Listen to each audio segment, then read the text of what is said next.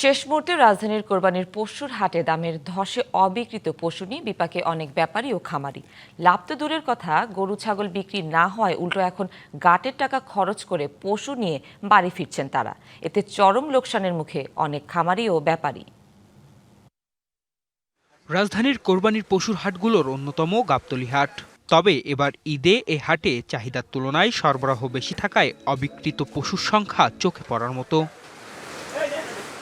খামারি ও ব্যাপারীরা বলছেন কয়েক কোটি টাকার লোকসান গুনতে হবে তাদের। গরু আনছি 25টা, তার 20টা লো বেচছে, তার 6 লাখ টাকার গরু বেচছি 3 লাখ টাকা, আর 3 লাখ টাকার গরু 1.5 লাখ টাকা বেচছি, আর রয়েছে 20টা গরু বেচা হয়েছে। এরকম এইভাবে বেচে উঠছি, কোনো রকম জানে বাঁচাইছি, আর এই যে 5টা গরু রয়ে গেছে আমার। ছাগলের ব্যাপারী আজিজুল হক অনেকটা করুণ দৃষ্টিতে তাকিয়ে রয়েছে রাস্তার দিকে। তার এই অপেক্ষা ক্রেতার জন্য। বলছেন ছাগল বিক্রি করতে না পারায় ঈদের নামাজও পড়তে পারেননি। আমি পাবনা থেকে আসছি, ভাবছিলাম যে বেচাকেনা খুব ভালো হবো, কিন্তু বেচাকেনা খুবই খারাপ। 180 পিস ছাগল আনছি, 2 দিনে 30-35টা বিক্রি করছি। তারপরে ছাগল বিক্রি করতে পারতেছি না, অনেক লসে বিক্রি করতেছি।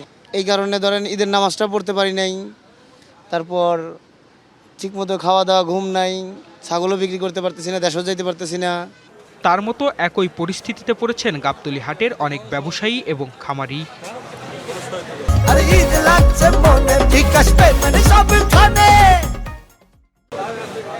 গাবতলী পশুর হাটের সাধারণ সম্পাদক নাসির উদ্দিন জানান, গত 30 বছরে এমন খারাপ বাজার আগে কখনো দেখেননি। আমার ব্যবসার বয়স 30 বছর হয়, এরকম বেচা কিনা আমরা কখনো দেখি নাই।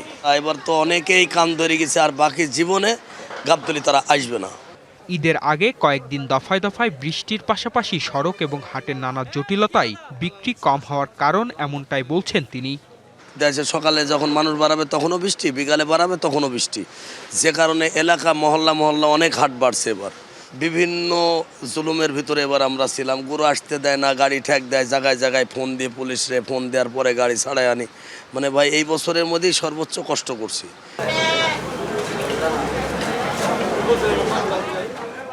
ঈদও শেষ, কুরবানিও শেষ, কিন্তু রাজধানীর পশুর হাটগুলোতে এখনও শত শত পশু অবিক্রিত অবস্থায় রয়ে গিয়েছে। দীর্ঘদিনের পরিচর্যা শেষে বিক্রি করতে না পারায় অনেকটাই হতাশ বিক্রেতা এবং খামারিরা। Partha Saha, DBC news, Dhaka.